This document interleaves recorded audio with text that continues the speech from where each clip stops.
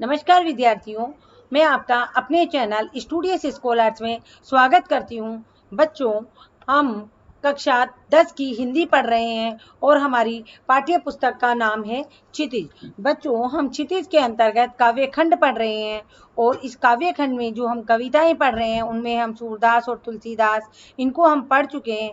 आज हम देव की कविता जो हमारी बाकी रह गई है उसको पढ़ेंगे। देव के हम एक सवैया और एक कवित्व को हम पढ़ चुके हैं। साथ ही हम देव का जीवन परिचय और उनका कृतित्व परिचय भी पढ़ चुके हैं।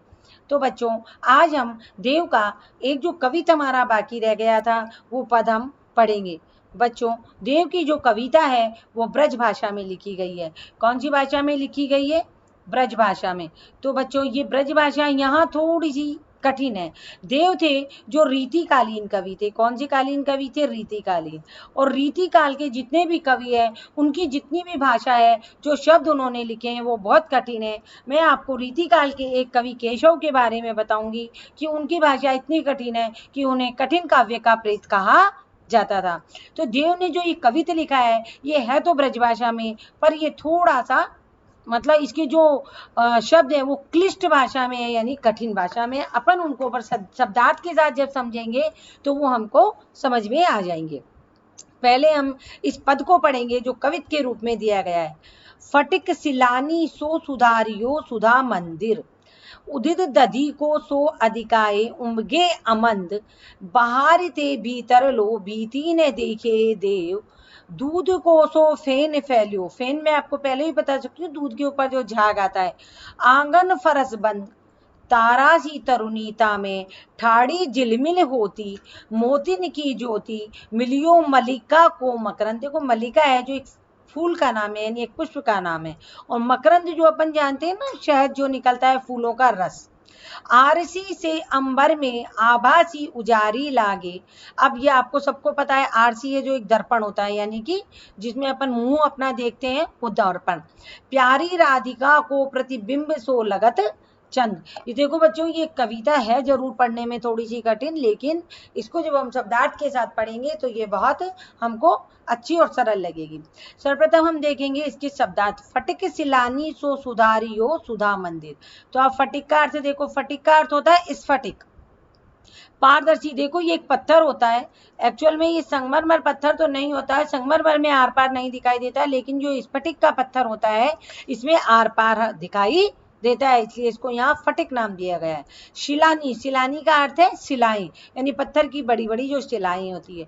सुधारियो, सुधारियों का यहाँ ब्रजभाषा में सुधारियों, और जो हम हिंदी खड़ी बोली में कहते हैं उसे कहते हैं हमने बनाया है, सजाया है या संवारा है। सुधा का यहाँ अर्थ है चांदनी। सुधा का क्या अर्थ है? चांदनी या अमृत। मंदिर, मंदिर का अर्थ है भवन। देखो, आपने एक अपन जैसे किसी भी देवी देवता के मंदिर जाते हैं, मतलब जाते हैं, उनका जो घर है जिसमें वो रहते हैं उसको हम क्या कहते हैं? मंदिर कहते हैं ना, ये मंदिर है। लेकिन जो माता के मंदिर जाते हैं तो क्या कहते हैं? ये माता का भवन है। आपने सुना होगा ना ये शब्द। तो मंदिर इज इक्वल टू भवन, मंदिर को भवन भी कहते हैं। उदित, उदित का यहाँ अर्थ है समुद्र। और दधी, दधी का अर्थ है यहाँ दही। उमगे, ये उमंगे नहीं है इसमें, ये है उमगे। इसमें नय की बिंदी नहीं है। उमगे का अर्थ है उमड़ना। अमंद, अमंद का अर्थ है बहुत तेजी से। लो, लौ है बच्चों, ये लौ है, लौ का अर्थ है तक। भीति, भीति का अर्थ है दीवार। दिखिए, दिखिए का अर्थ है दिखाई देना। और फेन, फेन का अर्थ है झाग। झाग चाहे दूध के झाग हो या साबुन के झाग हो, लेकिन हम उसको कहते हैं फेन है। हिंदी भाषा में इसे या ब्रज भाषा में इसे फेन कहा जाता है। अगला है हमारा फरसबंद। फरसबंद का अर्थ है फर्श पर लगा हुआ या फैला हुआ। तरुणी, तरुणी का अर्थ होता है युवती या नायिका, यानी कि जो नव युवती होती है, किशोरावस्था से ऊपर जो युवती होती है उसे नव युवती कहते हैं, या तरुणी। तांबे, तांबे का अर्थ है उसमें। ठाड़ी, ठाड़ी का मतलब है ब्रज भाषा में ठाड़ी को, और हिंदी भाषा में खड़ी हुई। ब्रज भाषा में बोलते हैं ठाड़ी है, यानी खड़ी हुई है। झिलमिल होती, झिलमिल होती मतलब जगमगाती रहना या झिलमिलाते हुए रहना। ज्योति, ज्योति का अर्थ है ज्योति या रोशनी या आभा। देखो बच्चों, अगला है हमारा मल्लिका।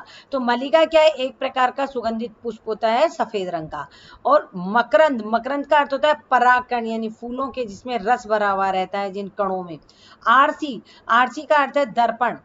और अंबर का अर्थ आपको सबको ही पता है आकाश होता है। उजारी, उजारी का अर्थ होता है उजली या स्वच्छ। प्रतिबिंब, प्रतिबिंब का अर्थ होता है किसी की परछाई या छाया। तो देखो बच्चों, आपको अभी ये सारे जितने भी शब्दार्थ हैं, जितना मतलब हमारा कवि था उसके हमने यहाँ सारे शब्दार्थ देख लिए। फिर भी मैं आपको बीच बीच में बताऊंगी जब मैं इसका भावार्थ बताऊंगी। तो बच्चों, हम अब कविता को शुरू करते हैं। फटिक सिलानी, फटिक सिलानी सो सुधारियो सुधा मंदिर। देखो, प्रस्तुत कविता में कवि देव क्या कहना चाह रहे हैं? इस कविता में कवि देव ने शरद ऋतु के चंद्रमा की चांदनी का सुंदर वर्णन किया है। शरद ऋतु कब आती है? अभी जब हमारी, अभी इन दिनों में हमारी वर्षा ऋतु चल रही है ना, जिसको हिंदी में हम क्या कहते हैं? इसको चौमासा भी कहते हैं। 4 महीनों का जो चलता है उसे चौमासा, यानी बरसात के दिन चल रहे हैं। और बरसात और सर्दी के बीच का जो पीरियड होता है, उस बीच में जो पूर्णिमा आती है उसे हम कहते हैं शरद पूर्णिमा, यानी शरद की पूर्णिमा।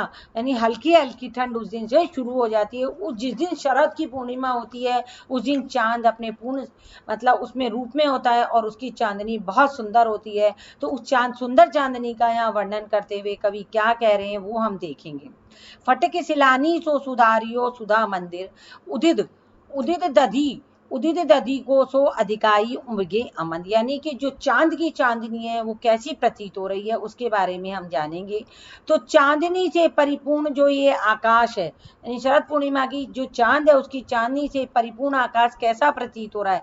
यहाँ आकाश का वर्णन किया गया है कि चांदनी में, शरद की चांदनी में आकाश कैसा दिखाई दे रहा है, जैसे सफेद स्फटिक पत्थर की शिलाओं से एक सुंदर महल या भवन बना दिया गया है। यानी चांदनी में आकाश इतना सुंदर चमक रहा है, इस तरह प्रतीत हो रहा है मानो सफेद फटिक यानी स्फटिक ऐसा पत्थर होता है जिसमें पारदर्शी होता है, आर पार दिखाई देता है, उसकी शिलाओं से एक सुंदर महल बना दिया गया हो। दूर दूर तक चांदनी के रूप में देखो उदित, यहाँ आप देखो उदित दधी कोसो अधिकाई उमगे अमन। उदित का अर्थ है समुद्र, दधी का अर्थ है दही। तो और आप देखो, और यहाँ उमगी का अर्थ मैंने आपको अभी थोड़ी देर पहले ही बताया था। उमगी का अर्थ है उमड़ना, उमगी का अर्थ है यहाँ उमड़ना, ये उमगी अमन। तो देखो ऐसा प्रतीत हो रहा है मानो दूर दूर तक चांदनी के रूप में, दूर दूर तक चांदनी के रूप में दही का समुद्र उमड़ रहा हो। कैसा लग रहा है? मतलब जब आकाश है वो तेजी से चांद की चांदनी में जब चमक रहा है तो ऐसा प्रतीत होता है मानो सफेद स्फटिक पत्थर के शिलाओं से एक सुंदर महल बना दिया हो। और साथ ही इस तरह लग रहा है मानो चांदनी के रूप में दही का एक समुद्र उमड़ रहा हो, अर्थात दही के समुद्र में तीव्रता से दही की लहरें उमड़ रही हो। अगर हम इसकी कल्पना करें, दही का समुद्र, दही कितना मतलब गाढ़ा होता है और उसका समुद्र, और उसमें जब लहरें उठती हो तो किस तरीके की कल्पना होती है। तो ऐसा प्रतीत हो रहा है मानो स्फटिक के इस भवन में, यानी स्फटिक पत्थर के इस भवन में कोई दीवार नहीं है। क्यों नहीं है? क्योंकि स्फटिक के भवन में से आर पार सब कुछ, बाहर भीतर सब कुछ स्पष्ट एवं आर पार दिखाई दे रहा है, अर्थात चांदनी से बना यह भवन पूर्णतः पारदर्शी है। बाहर ते भीतर लो भीति ने दिखाए देव, दूध को सो फेन फैलियो आंगन फरस बंद। यानी बाहर और भीतर सब कुछ स्पष्ट एवं आर पार दिखाई दे रहा है, अर्थात चांदनी से बना हुआ यह भवन जो आकाश है पूर्णतः पारदर्शी है। और इस भवन के क्या है? इस भवन के आंगन में स्वच्छ स्फटिक का फर्श बना हुआ है, साथ ही उस पर मानो दूध को सो फेन फैलियो, दूध का जो झाग फैला है, आंगन फरस बंद, मानो उस पर दूध के झाग फैल गए हो। क्या फैल गए हो? दूध के झाग फैल गए हो, अर्थात चांदनी दूध के झाग के समान। कभी तो चांदनी दही के समुद्र की समान लग रही है आकाश में, लेकिन अब जो आकाश में चांदनी है वह दूध के झाग के समान निर्मल और स्वच्छ दिखाई दे रही है। आगे देखो, तारा सी तरुणी, तारासी तरुणी, तामे, तरुणी का अर्थ है नवयुवती, तामे यानी जिसमें ठाड़ी खड़ी हुई झिलमिल होती है यानी चमकती है, यानी स्वच्छ निर्मल चांदनी के बीच में दिखाई दे रहे जो तारे हैं, आकाश में जो तारे चमक रहे हैं, वो मानो इस भवन में कैसे लग रहे हैं कि मानो मोतिन की ज्योति मिलियो मकरंद, मलिका को मकरंद, यानी वो ऐसे लग रहे हैं कि भवन में मोतियों के आभूषण से सजी हुई युवतियां खड़ी है, अर्थात ये तारिकाएं हैं, यानी जो छोटे छोटे तारे चमक रहे हैं उस चांदनी रात में ये युवतियों के समान दिखाई दे रहे हैं। उस आकाश रूपी भवन में झिलमिलाते हुए तारे मोतियों के समान सुंदर प्रतीत होते हैं। साथ ही मिलियो मलिका को मकरंद, साथ ही कैसे लग रहे हैं, मलिका एक बहुत सुंदर फूल होता है, मलिका की सफेद फूलों की सुगंध और उसके परागकण मानो चारों ओर फैल गए हो, इस तरीके का आकाश प्रतीत हो रहा है चंद्रमा की चांदनी से।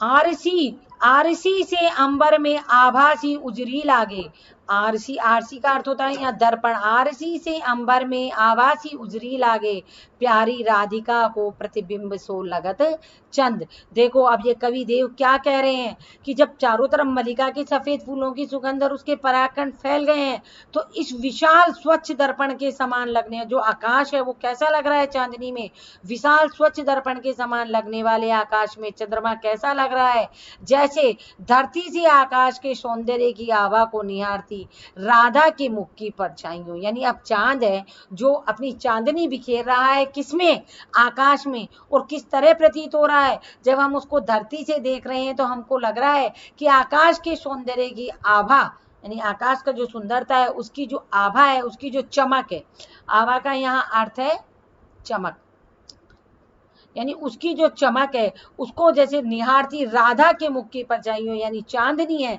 जो आकाश के सौंदर्य को निहार रही है, तो इस तरह लग रहा है, इस तरह लग रहा है जैसे चांदनी है जो किसको निहार रही है, राधा के मुख की परछाई को, अर्थात चंद्रमा भी राधा के मुख का प्रतिबिंब ही प्रतीत हो रहा है।